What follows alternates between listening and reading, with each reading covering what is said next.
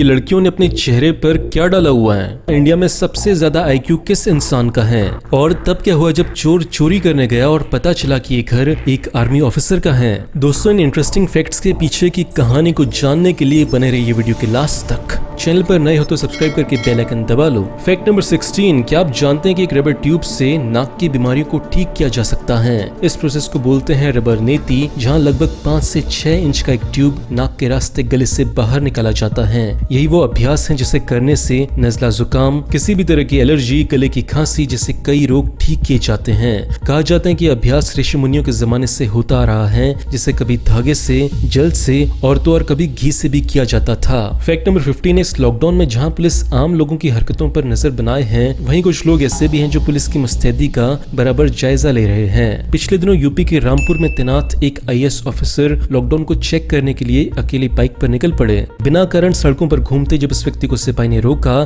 तो पहले इन्हें खूब डांटा, फिर समझाया कि महामारी कितनी खतरनाक है और कोरोना से बचने के लिए हमें घरों में क्यों अंदर रहना चाहिए। अगले दिन जब सिपाही को DM ऑफिस में बुलवाया गया तो पता चला कि जिस इंसान को कल रात उसने समझाया था वो कोई और नहीं बल्कि खुद एक IAS ऑफिसर थे। इस बात के लिए सिपाही मोहित को DM की ओर से शाबाशी के साथ इनाम भी दिया गया। फैक्ट नंबर 14, कोरोना महामारी का खौफ किस तरह इंसान के मन में बैठ चुका है, इसका अंदाजा आप इस बात से लगाइए कि न्यूजीलैंड में फंसे एक अमेरिकी बिजनेसमैन ने खुद को क्वारंटाइन करने के लिए बंकर ही बना दिया। कहीं कोरोना इस महाशय को ना हो जाए, इसलिए इस अमेरिकी ने एक ग्राउंड में 11 फीट जमीन के नीचे एक बंकर तैयार कराया, जिसमें ये साहब पिछले दिनों महामारी फैलने के चलते कई दिनों से रह रहे हैं। फैक्ट नंबर 13, क्या आपको पता है कि अमेरिकन स्पेसक्राफ्ट कंपनी SpaceX मरे हुए लोगों को अंतरिक्ष की सैर कराने जा रही है। जैसा कि कहते हैं कि मरने के बाद लोग तारा बन जाते हैं, वैसे ही SpaceX मरे हुए लोगों को तारा बनाने में लगा हुआ है, लेकिन चमकता हुआ नहीं, टूटता हुआ। ये कंपनी अपनी मेमोरियल स्पेसक्राफ्ट प्रोग्राम के तहत लोगों को एक ऐश कैप्सूल बेचने जा रही है, जहां लोग अपने रिश्तेदारों की राख कैप्सूल में भरकर इसे फ्लाइट पर लोड कर सकेंगे। लगभग 2 साल तक अंतरिक्ष में चक्कर लगाने के बाद जब ये सैटेलाइट वापस धरती में एंटर करेगी तो एटमॉस्फेयर में आते ही सभी कैप्सूल जलने लगेंगी।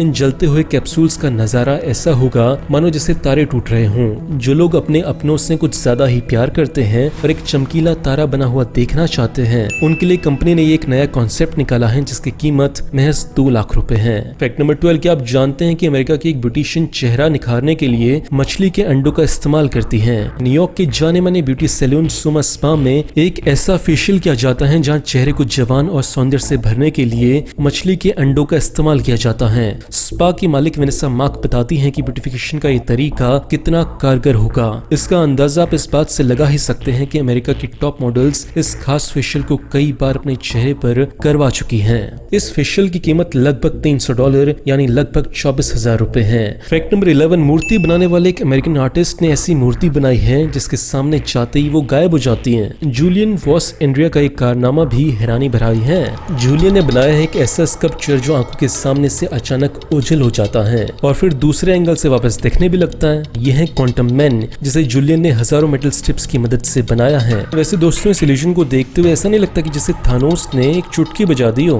बाकी तो आपको पता ही है। फैक्ट नंबर 10, इंडिया ही नहीं चाइना में भी ऐसी ही प्राचीन टेक्निक से बीमारी को दूर भगाया जाता है। चाइना के लाइनिंग प्रांत में एक व्यक्ति मिट्टी से लोगों का इलाज कर रहा है, बड़े से गड्ढे में, जहाँ एक ही बार में 7 से 8 लोगों को एक साथ लिटाकर लगभग दफन कर देने वाले इस उपचार को मड थेरेपी कहते हैं। कहा जाता है कि घुटनों के दर्द से लेकर अर्थराइटिस और नर्वस डिसऑर्डर जैसी गंभीर बीमारियों में ये थेरेपी बेहद कारगर है। ये एक खास तरह की मिट्टी का मिक्सचर होता है जिसे ऑर्गेनिक और इनऑर्गेनिक दोनों ही तरह के केमिकल्स को मिलाकर तैयार किया जाता है। फैक्ट नंबर 9, तमिलनाडु का तितुपुर उस वक्त इंटरनेट पर वायरल होने लगा जब पिछले दिनों यहाँ का वीडियो सामने आया। ये वीडियो ड्रोन कैमरा से बनाया गया था, जहाँ कुछ मस्त मौला लड़के कैरम खेलते पाए गए। एक तरफ जहाँ कोविड-19 के चलते दुनिया लॉकडाउन में है, घरों से निकलना सख्ती से मना है, वहाँ ये लोग झुंड में कैरम का मजा ले रहे थे। वैसे ड्रोन कैमरा को देखते ही ये सब लोग भागने लगे, लेकिन भागते हुए इन लोगों में ड्रोन एक बंदे के पीछे ही पड़ गया। इस बंदे की एक्टिविटी देखकर ड्रोन ने इसके खूब मजे लिए। कैरम लेकर भाग रहे इस बंदे को जब लगा कि कहीं इसका चेहरा पहचान में ना आ जाए, तो ये बंदा भागने की बजाय कैरम के पीछे ही छिपने लगा।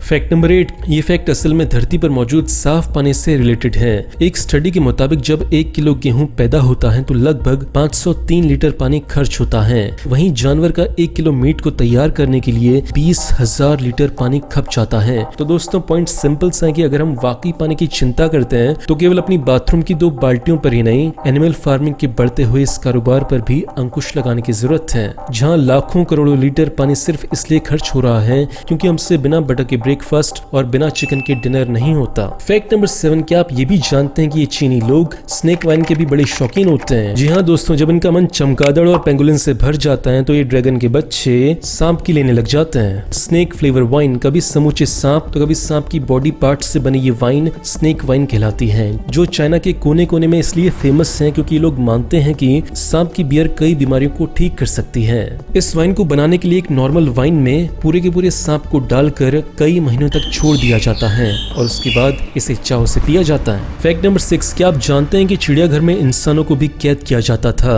उन्हें देखने के लिए टिकट लगता था। जी हाँ दोस्तों, एक्चुअली बात यह है कि मिडिवल यूरोपियन अक्लमंद होने के साथ साथ घमंडी भी होते थे। फिलहाल तो पता नहीं, लेकिन 18वीं और 19वीं शताब्दी में इनके घमंड का तो ये लेवल था कि ये लोग अपने अलावा किसी और को इंसान ही नहीं समझते थे। इनका कल्चर और इनकी चमड़ी का कलर यानी इनके लुक्स दुनिया से कितने अलग हैं, ये दिखाने के लिए इन लोगों ने जानवरों के जू में इंसानों को रखना शुरू कर दिया था। इसकी शुरुआत की कार्ल हेजनबेक ने। जंगली जानवरों का कारोबार करने वाले कार्ल जब जानवरों और इंसानों में फर्क करना भूल बैठे तो उन्होंने अपने जू में दुनिया भर से अफ्रीकी मूल के लोगों को बुलाया और इन्हें यूरोपियन लोगों के सामने जानवरों की तरह पेश किया और जू में रखा।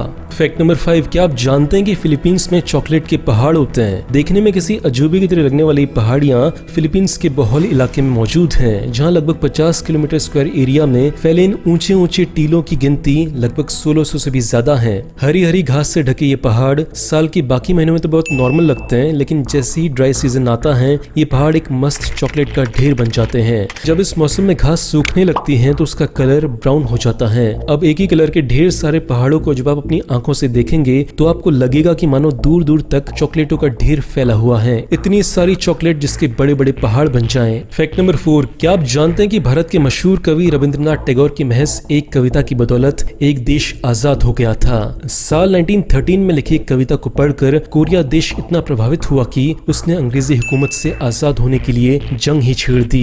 गुलामी की आदत डाल चुके कोरियाई देश की नसों में करंट सा दौड़ गया जब उसने अपने एक अखबार में छपी रविंद्रनाथ टैगोर की कविता को पढ़ा। इस कविता में लिखा था कि ये देश मशाल थामे वो देश है जो दूसरे देशों को रोशनी दिखाएगा। अपने बारे में इन शब्दों को पढ़कर वो इस कदर इंस्पायर्ड हुआ कि उसने ठान ली कि भैंस की आंख, अब या तो हम रहेंगे या हमारे देश में कॉलोनियल रूल। फिर क्या था, कोरिया ने ठान लिया कि जब तक तोड़ेंगे नहीं तब तक छोड़ेंगे नहीं। उसका ये संघर्ष तब तक जारी रहा जब तक वो आजाद नहीं हो गया। इस इंस्पिरेशन के लिए कोरिया आज भी भारत का इतना आभारी है कि उसने इस किस्से को अपने इतिहास का अहम हिस्सा बनाया हुआ है और अपने बच्चों को आज भी टेक्स्ट बुक के जरिए टैगोर की इस कविता को इंस्पिरेशन के लिए पढ़ाया जाता है। ये फैक्ट तो किसी को भी नहीं पता होगा, इसलिए इस वीडियो को शेयर करना बिल्कुल मत भूलना। फैक्ट नंबर 3, दोस्तों के विशालिनी वो लड़की है जिसका IQ इंडिया में सबसे ज्यादा है। इसका IQ लेवल इतना हाई था कि इसे 8वीं क्लास के बाद डायरेक्ट B.Tech में एडमिशन देना पड़ा था। तमिलनाडु की रहने वाली विशालिनी का IQ स्कोर 225 है, जबकि एक आम आदमी का IQ 80 से 115 के बीच होता है। वहीं एक काबिल इंसान बनने के लिए ये स्कोर 140 का होता है। इसका मतलब विशालिनी तो काबिल से भी बहुत ज्यादा काबिल है। जी हाँ, भारत की ये बेटी इतनी काबिल है कि इसने इसरो और DRDO जैसे संस्थाओं में आर्टिफिशियल इंटेलिजेंस, मशीन लर्निंग और कम्युनिकेशन सिस्टम जैसे टॉपिक्स पर लेक्चर दिए हैं, वो भी महज 15 साल की उम्र में। दोस्तों, आपको क्या लगता है कि आपका IQ कितना होगा? कमेंट्स में जरूर बताना। फैक्ट नंबर 2, एक चोर जब किसी घर में चोरी करने गया तो उसका इरादा सिर्फ इसलिए बदल गया क्योंकि वो घर एक आर्मी ऑफिसर का था। केरला के एक आर्मी ऑफिसर उस समय हैरान रह गए जब उन्हें पता चला कि उनकी गैर मौजूदगी में कोई उनके घर में चोरी करने आया था, लेकिन उसने चोरी ना करके उल्टा अपना माफीनामा छोड़ दिया। उसने माना कि वो तब तक ये नहीं जानता था कि ये घर किसी सेना के अफसर का है जब तक उसने दीवार पर टंगी आर्मी की कैप नहीं देखी, और आर्मी की कैप देखते ही उसने चोरी का सारा सामान वहीं रख दिया और ये लेटर लिखकर वहां से चला गया। क्या आपने वॉलीबॉल खेलने वाला ये कुत्ता देखा है? नॉर्वे में एक वॉलीबॉल प्लेयर मैथियास पर्नस्टन ने लेब्राडोर को कुछ इस तरह ट्रेन किया है कि ये कुत्ता इंसानों के साथ वॉलीबॉल खेलता है। इसका नाम क्यारा है, जो आजकल अपनी स्किल्स के चलते इंटरनेट पर खूब वायरल हो रहा है। मैथियास बताते हैं कि क्यारा बचपन से ही वॉलीबॉल प्रैक्टिस में उनको डिस्टर्ब करती थी, लेकिन वो ये नहीं जानते थे कि डिस्टर्ब करते करते क्यारा एक दिन खुद वॉलीबॉल प्लेयर बन जाएगी। दोस्तों, वीडियो अच्छा लगा तो इसे शेयर करें अपने दोस्तों के साथ, वीडियो लाइक करो। हम ऐसी वीडियोस लगातार बनाते रहेंगे। वीडियो देखने के लिए और शेयर करने के लिए दिल से थैंक यू। बाय, मिलते हैं अगले वीडियो में।